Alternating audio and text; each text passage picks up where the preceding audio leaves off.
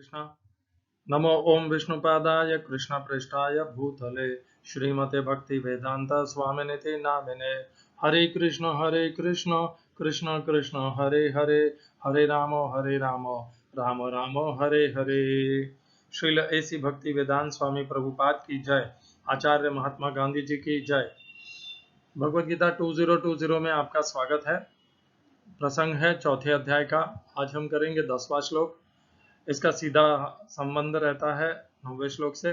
तो हम पहले पुनर्कथन कर लेते हैं चौथे अध्याय के 9वें श्लोक की। जन्म कर्म च मे दिव्यम एवं यो वेत्ति तत्वतः त्यक्त्वा देहं पुनर्जन्म न इति मामेति सोऽर्जुन। भगवान के जन्म तथा कर्म ये दिव्य हैं और इनको इस प्रकार जो व्यक्ति तत्व से जानता है, श्रद्धा करता है, उनमें विश्वास करता है। जन्म अर्थात भगवान का अजन्मा प्राकट्य। वह व्यक्ति अपने देह को त्याग करके मृत्यु के समय पुनः जन्म में नहीं बंधता है, प्रकृति के बंधन में नहीं बंधता है। वह जन्म मृत्यु के चक्र से छूट जाता है और भगवान को प्राप्त होता है, उनके परम धाम को प्राप्त होता है, परम शांति को प्राप्त होता है। हमारे पास दो विकल्प हैं, अर्थात दो मार्ग हैं। या तो हम भगवान को श्रद्धा से भगवान का प्राकट्य, भगवान की लीलाएं, भगवान के कर्म, भगवान का कर्मयोग, इनको पहचानें, इनमें श्रद्धा करें और इनको अपने व्यवहार में उतारें। और यदि हम ऐसा नहीं करते तो हमें जन्म मृत्यु के बंधन में बंधे रहना पड़ेगा। इस श्लोक का दूसरा अर्थ यह भी है। तो भगवान ने यहाँ पर उन्हीं लोगों को मुक्ति का अधिकारी बताया है जो भगवान के जन्म तथा कर्म, इनके दिव्य प्रभाव को, अजन्मा प्रभाव को, अनादि अव्यय अविनाशी प्रभाव को, भगवान के ये सब लक्षण, इनकी दिव्यता को जो तत्व से जान लेता है वह छूट जाता है, और जो नहीं जानता है वह जन्म मृत्यु में बंधा रहता है। इसीलिए आप स्वयं भी भगवान को अच्छे से पहचानिए और भगवान को पहचान करके उनकी दिव्यता को पहचानिए, उनके प्राकट्य तथा उनके कर्मों को पहचानिए। तथा इस प्रकार पहचान करके आप अपने शरीर के संबंधों से, शरीर की बंधन से मुक्त हो जाएंगे और मृत्यु के पश्चात पुनः जन्म को प्राप्त नहीं होंगे, इस संसार से मुक्त हो जाएंगे। मुक्त होने के अनेकों ये जो भागवतम और भगवत गीता की कथाएं चलती रहती हैं, इनका भी यही प्रयोजन है कि आप भगवान का जन्म अर्थात अजन्मा अनादि भगवान का प्राकट्य सुने, उनकी कथाएं लीलाएं सुने, उनके कर्मों को जाने। और इस प्रकार जब साप्ताहिक भागवत होती है उनमें भी भगवान श्री कृष्ण की कथाएं होती है, तथा जब गीता का पाठ होता है या गीता का अध्ययन होता है तो उसमें भी स्वयं साक्षात भगवान श्री कृष्ण का ही दिया हुआ ज्ञान उपदेश की चर्चा होती है, उनके व्यवहार, उनके आचरण की चर्चा होती है, उनकी भगवत्ता, उनके दिव्यता का चर्चा होती है। और इस प्रकार जब चर्चा होती है और जब भगवान में श्रद्धा बैठ जाती है तो वह व्यक्ति जन्म मृत्यु के चक्र से छूट जाता है। इस श्लोक को अपना आधार बनाइए। अपने व्यर्थ की चेष्टाएं, इधर उधर व्यर्थ के मंत्र, पूजा, गुरुओं के पीछे भागना, इन सब को छोड़िए। भगवान के जन्म को पहचानिए, अजन्मा के प्राकट्य को पहचानिए, उनके अनादि अव्यय अविनाशी स्वरूप को पहचानिए, नित्य स्वरूप को पहचानिए, उनके कर्म करने के धर्म को पहचानिए, उनके कर्मयोग को पहचानिए। वे किस प्रकार कर्मों से अनासक्त होकर के कर्म फलों के प्रति अपने कर्म करते हैं। नमाम कर्माणि लिम्पन्ति न मे कर्म फले स्पृहा इति माम यो अभिजानाति कर्म भिर्न स बध्यते। इस प्रकार चौथे अध्याय का 13वां श्लोक है ये।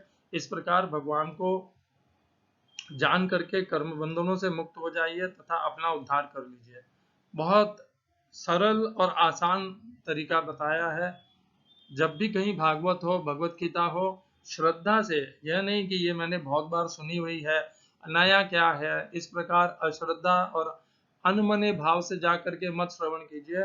पूर्ण श्रद्धा से श्रवण कीजिए। एक ही कथा को भले बार बार सुनिए, धीरे धीरे इस प्रकार बार बार सुनते सुनते आपके अंदर भगवान की भक्ति श्रद्धा जाग जाएगी, और जब इस प्रकार श्रद्धा जाग जाएगी अजन्मा के प्राकट्य को जान करके, उनके दिव्य कर्मों को जान करके, तो आपका जन्म मृत्यु के बंधन से छुटकारा हो जाएगा। हरे कृष्णा। प्रभुपाद के द्वारा स्थापित किया हुआ इस्कॉन तथा इसके समस्त मंदिर दिव्य है वे, क्योंकि उनमें सुबह तथा शाम को वो एक ही ऐसी मंदिरों की जैसे नेटवर्क कहते हैं इंग्लिश में, श्रृंखला है, जिसमें इस्कॉन के समस्त मंदिरों में सुबह प्रातःकाल 7 साढ़े 7, मुझे सही समय ध्यान नहीं है, उस समय भागवतम के किसी एक श्लोक की चर्चा होती है। इस्कॉन के सारे मंदिर पूरे विश्व भर में जितने भी मंदिर हैं, कुछ लगभग 1000 मंदिर हैं, उनमें प्रातःकाल तथा सायंकाल दोनों समय, मॉर्निंग इवनिंग, भागवतम के किसी एक श्लोक या 2 श्लोक पर चर्चा होती है, कथा होती है। और यह इस्कॉन की भगवान कृष्ण भक्ति के प्रति दृढ़ता, श्रद्धा, विश्वास और समर्पण दिखाती है।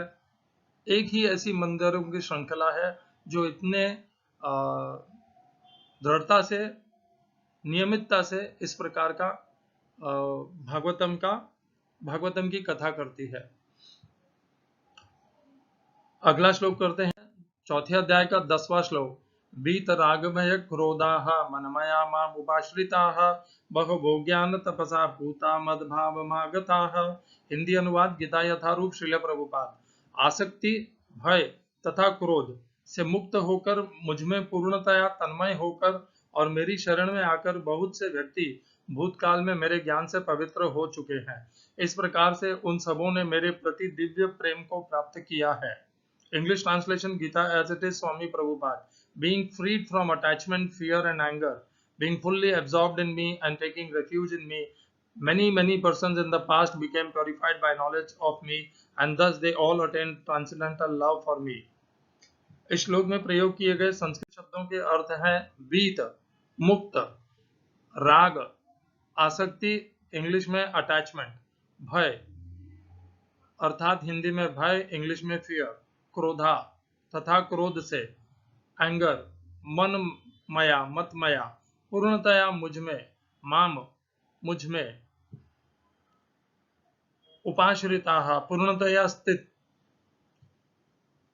बहवः बहुत, अनेक, मैनी, ज्ञान तपसा ज्ञान की तथा तपसा तपस्या से, with knowledge and with penance पूता पवित्र हुआ, purified, मद्भावम मेरे प्रति दिव्य प्रेम को आगताः प्राप्त करते हैं। इस श्लोक का तात्पर्य श्रील प्रभुपाद द्वारा गीता यथारूप से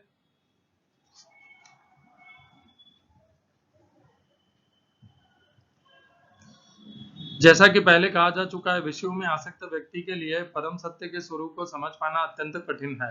सामान्यतया जो लोग देहात्म बुद्धि में आसक्त होते हैं वे भौतिकतावाद में इतने लीन रहते हैं कि उनके लिए यह समझ पाना असंभव सा है कि परमात्मा व्यक्ति भी हो सकता है। ऐसे भौतिकतावादी व्यक्ति इसकी कल्पना तक नहीं कर पाते कि ऐसा भी दिव्य शरीर है जो नित्य तथा सच्चिदानंदमय है। भौतिकतावादी धारणा के अनुसार शरीर नाशवान, अज्ञानमय तथा अत्यंत दुखमय होता है। अतः जब लोगों को भगवान के साकार रूप के विषय में बताया जाता है तो उनके मन में शरीर की यही धारणा बनी रहती है। ऐसे भौतिकतावादी पुरुषों के लिए विराट भौतिक जगत का स्वरूप ही परम तत्व है। फलस्वरूप वे परमेश्वर को निराकार मानते हैं और भौतिकता में इतने तल्लीन रहते हैं कि भौतिक पदार्थ से मुक्ति के बाद भी अपना स्वरूप बनाए रखने के विचार में से डरते हैं। जब उन्हें यह बताया जाता है कि आध्यात्मिक जीवन भी व्यक्तिगत तथा साकार होता है तो वे पुनः व्यक्ति बनने से भयभीत हो उठते हैं। फलतः वे निराकार शून्य में तदाकार, अरे यार ये सब क्या है, यहाँ पे निराकार और ये सब की कोई चर्चा ही नहीं की है भगवान ने। अनेक वादों, दार्शनिक चिंतन की विसंगति से परे हुए उठ जाते, कुछ है क्या इसमें। कुछ लोग भौतिकता में इतने आसक्त रहते हैं कि वे आध्यात्मिक जीवन की ओर कोई ध्यान नहीं देते। कुछ लोग तो निराशावश सभी प्रकार के आध्यात्मिक चिंतनों से क्रुद्ध होकर प्रत्येक वस्तु पर अविश्वास करने लगते हैं। इस अंतिम कोटि के लोग किसी न किसी मादक वस्तु का सहारा लेते हैं और उनके मति विभ्रम को कभी कभी आध्यात्मिक दृष्टि मान लिया जाता है। मनुष्य को भौतिक जगत के प्रति आसक्ति की तीनों अवस्थाओं से छुटकारा पाना होता है। यह है आध्यात्मिक जीवन की उपेक्षा, आध्यात्मिक साकार रूप का भय तथा जीवन की हताशा से उत्पन्न शून्यवाद की कल्पना।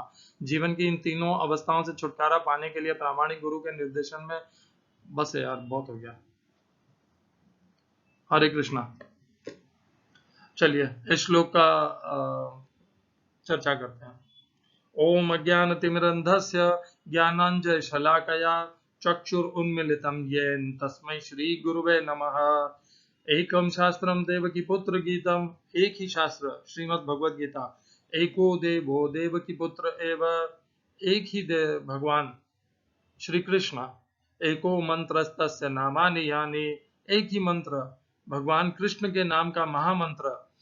हरे कृष्ण कृष्ण कृष्ण हरे हरे, हरे राम राम राम हरे हरे। कर्मापेकम तस्य देवस्य सेवा, अपने कर्मयोग के द्वारा, अपने कर्मों के द्वारा भगवान की सेवा। वीत राग भय क्रोधाः, तो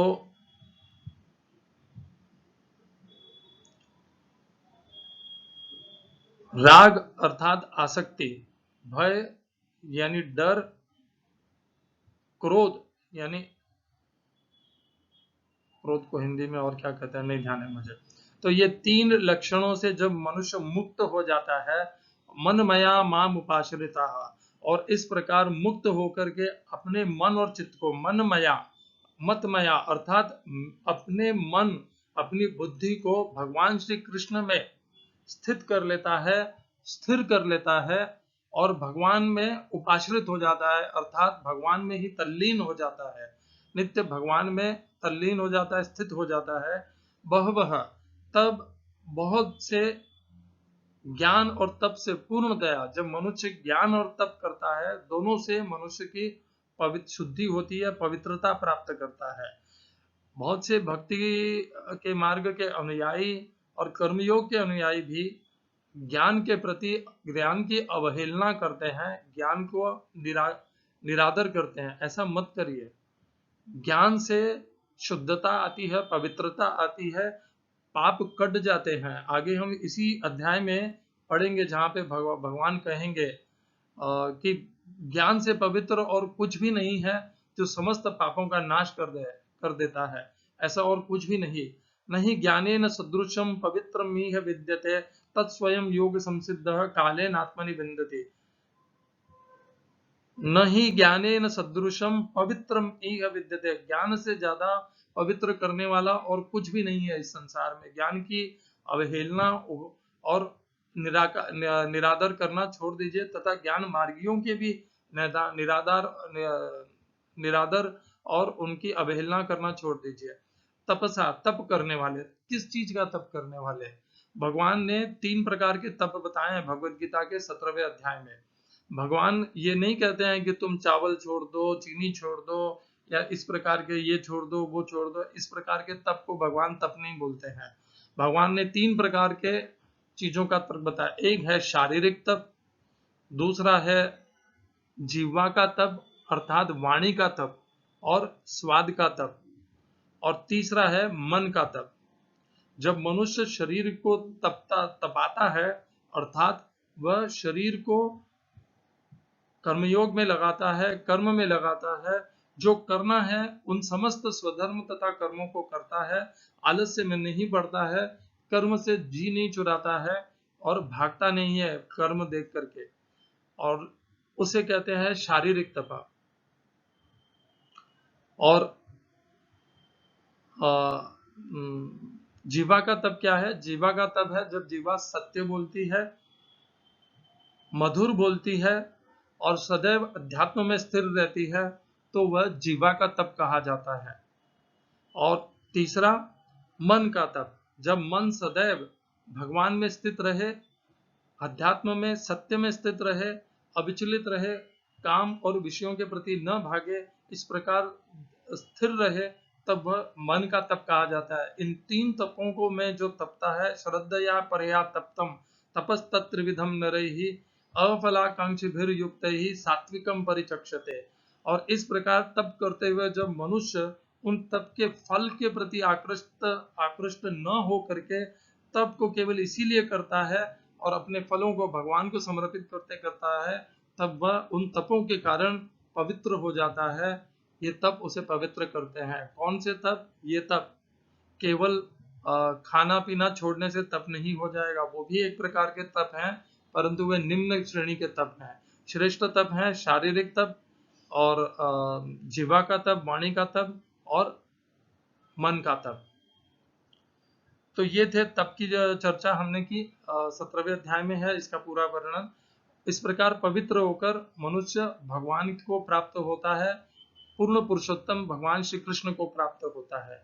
तो यह है इस श्लोक की व्याख्या कि कब भगवान ने पहले वाले श्लोक में क्या बताया था हमें, अभी हमने जो किया था, भगवान पहले तो कहते हैं जन्म कर्म च मे दिव्यम एवं यो वेत्ति तत्वतः त्यक्त्वा देहम पुनर्जन्म नेति मामेति सोर्जुना। पहले भगवान ने बताया कि जो मेरे अजन्मा के प्राकट्य को जानता है, मेरे कर्मों को जानता है, उसको तत्व से जानता है, वह पुनः इस शरीर को छोड़ने के पश्चात पुनः शरीर को धारण नहीं करता है। वह भगवान ने एक मार्ग बताया था और अब भगवान दूसरा मार्ग बता रहे हैं भगवान को प्राप्त करने का। एक के बाद एक दूसरा मार्ग बता रहे हैं। अब दूसरा क्या है कि राग अर्थात आसक्ति, भय अर्थात डर और क्रोध, इन तीनों से मुक्त होकर के अपने मन, बुद्धि, चित्त को भगवान में स्थिर करके यदि मनुष्य ज्ञान और तप से अपने आप को पूर्णतया पवित्र कर ले, तो भी वह भगवान के मद भाव आगताः, मतलब वह भगवान के समकक्ष भाव को प्राप्त होता है। समकक्ष कहने का ये अर्थ नहीं है, गलत अर्थ मत निकालिएगा, मैं कह रहा हूँ भगवान की बराबरी नहीं कर रहा है, वो भगवान के जैसे निर्मल स्वभाव को प्राप्त होता है। मद भाव स्वभाव, भगवान का स्वभाव अत्यंत निर्मल है और उस प्रकार के निर्मल स्वभाव को मनुष्य प्राप्त होता है जब वह राग, भय, क्रोध से मुक्त हो जाता है और ज्ञान तप से पूर्णतया पवित्र हो जाता है। इसी श्लोक को हम 2 श्लोकों से और जोड़ करके इसके संबंध को पुष्टि भी कर लेंगे, हमने जो समझा है उसकी पुष्टि कर लेंगे और इसका विस्तृत जानकारी भी ले लेंगे।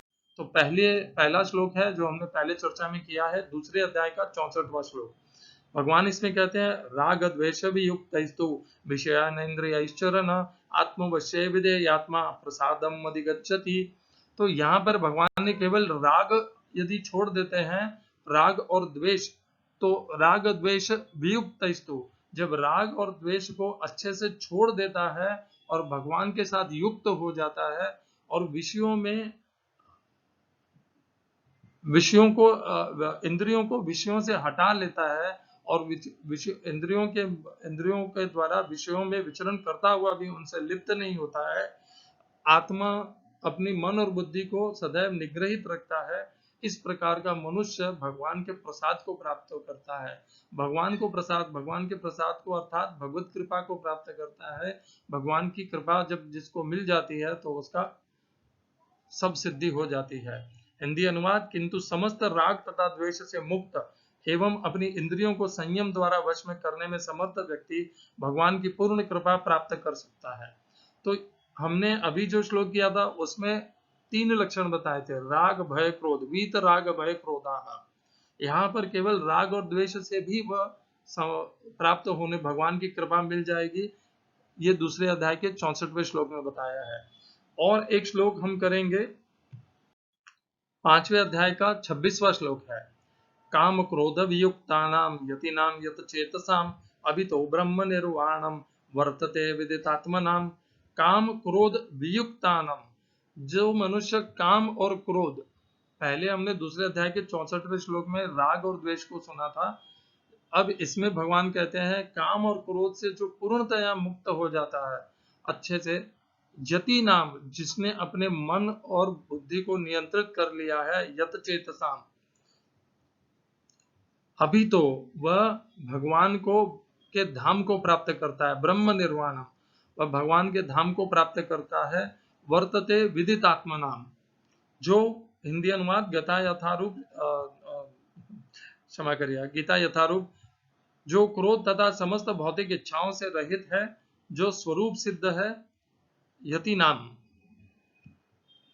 आत्मसंयमी है, यत चेतसाम जिसने अपने मन और बुद्धि को नियंत्रित कर लिया है और समसिद्धि के लिए निरंतर प्रयास करते हैं, अभी तो उनकी मुक्ति निकट भविष्य में सुनिश्चित है। तो यह भगवान इस श्लोक में कहते हैं। तो हमने चौथे अध्याय के 10वें श्लोक में चर्चा की थी, वीत राग भय क्रोधाहा। तो यहाँ पर भगवान काम और क्रोध, राग और क्रोध जो दो लक्षण थे, वे यहाँ पर राग काम में परिवर्तित होता है। ये हमने दूसरे अध्याय के 63वें श्लोक 62वें श्लोक में पढ़ा था। ध्यायतो विषयान पुंसः संगस्तेषु उपजायते संगात संजायते कामः, संग से कामना की कामात क्रोधो अभिजायते। तो काम और क्रोध से मुक्ति जो मनुष्य पा लेता है, उससे रहित हो जाता है, उसको भगवान का परम धाम प्राप्त होता है। तो यह भी एक मार्ग है जो भगवान ने चौथे अध्याय के 10वें श्लोक में बताया। और यदि मनुष्य इस मार्ग पे नहीं चलता है, राग काम और क्रोध को नियंत्रण में नहीं रखता है, तो उसका क्या होता है, यह भी हमें जान लेना चाहिए। जिस प्रकार भगवान भगवत गीता में कोई भी ज्ञान देते हैं तो हर प्रकार से उसको बता देते हैं। तो हम अब यह भी चर्चा कर लेंगे कि यदि कोई सी मनुष्य का काम क्रोध और राग पे नियंत्रण नहीं हुआ और वो उन्हीं में लिप्त रहा, तो उसका क्या होता है। उसका चर्चा भगवान कहते हैं 16वें अध्याय के 19वें श्लोक में। इसका पहले वाले श्लोक से शुरू कर प्रारंभ करेंगे। मैंने उसको जानबूझ के यहाँ पे नहीं लिखा है और लंबा हो जाता है, इसलिए उसमें भगवान कहते हैं, अहंकारम बलम दर्पम कामम क्रोधम च संचुरिताः मामात्म परदेहेषु प्रद्विषन्तो अभ्यसूयकाः। जो मनुष्य अहंकारम बलम दर्पम दूसरों से ईर्ष्या करते हैं, तब बलम दर्पम कामम काम क्रोध इनको अपने अंदर संग्रहित करके रखते हैं, दूसरे से द्वेष करते हैं, इस प्रकार के मनुष्य को भगवान क्या करते हैं वो यह भगवान बताएंगे 16वें अध्याय के 19वें श्लोक में। तो यदि हमने काम क्रोध बल द्वेष अहंकार इन सब पे यदि हमने नियंत्रण नहीं पाया, हमने अपने इस जीवन मनुष्य जीवन की अवधि में इन सब को अपने नियंत्रण में नहीं किया, तो भगवान यह हमारे साथ करेंगे। तान हम द्विशत क्रूरान संसारेषु नराधमान क्षिपाम्य जस्त्रम शुभान आशुरिष्वेव योनिषु। तो भगवान तान हम ऐसे लोगों को जिन्होंने अहंकार बल द्वेष काम क्रोध इन सबको नियंत्रण में नहीं किया है, उन सबको भगवान तान हम उन सबको द्विशतक द्वेष करने वाले ईर्ष्यालु क्रूरान, ऐसे क्रूर होते हैं वो, क्योंकि उनके अंदर द्वेष भरा होता है, इसलिए वे क्रूर स्वभाव के होते हैं। संसारेषु नराधमान, वो इस संसार के लिए नराधम है एकदम। क्षिपामि, बहुत जल्द ही, जस्त्रम अशुभान, उन्हें मैं अशुभ आसुरी योनियों में जन्म देता हूं। जो लोग हिंदी गीता यथारूप श्रील प्रभुपाद द्वारा हिंदी अनुवाद, जो लोग ईर्ष्यालु तथा क्रूर हैं और नराधम हैं, उन्हें मैं निरंतर क्षिपाम्य अजस्त्रम अशुभान आसुर योनियों में भवसागर में डालता रहता हूं, बार बार बारंबार। तो हमारे पास यही है, या तो हम अपने इस जीवन के मनुष्य जीवन के अवधि में अहंकार बल ईर्ष्या द्वेष काम क्रोध के ऊपर नियंत्रण पा लेंगे इन पर, या फिर हम बार बार इस भवसागर में जन्म लेते रहेंगे। इसीलिए भगवान ने चौथे अध्याय के 10वें श्लोक में कहा, वीत राग भय क्रोधाहा। यदि जो मनुष्य राग भय क्रोध, राग परिवर्तित होती है कामना में, अर्थात कामना भय और क्रोध से मुक्त हो जाता है, अपने मन को मनमया मां भगवान में स्थिर कर लेता है, निरंतर भगवान में ही अपना चित्त लगा लेता है और अपने आप को ज्ञान और तप के माध्यम से पूर्णतः पवित्र कर लेता है, तो वह भगवान के स्वभाव को प्राप्त होता है। मदभाव मागता। और यदि नहीं करता है तो ऐसे मनुष्यों को, ऐसे द्वेषी क्रूर मनुष्यों को जो संसार के में नराधम हैं, उनको भगवान बारंबार आसुरी और अशुभ योनियों में बार बार उत्पन्न करते रहते हैं। तो अपनी इस दुर्गति से बचना हो तो आज ही सजग हो जाइए, जागृत हो जाइए। अहंकार, बल, काम, क्रोध, लोभ, इन सब के ऊपर विजय प्राप्त करने के लिए, नियंत्रण करने के लिए भगवान की भक्ति कीजिए, कर्मयोग का आश्रय लीजिए, भगवान का आश्रय लीजिए और अपना कल्याण कीजिए। हरे कृष्णा। श्रील एसी भक्ति वेदांत स्वामी प्रभुपाद की जय। आचार्य महात्मा गांधी जी की जय।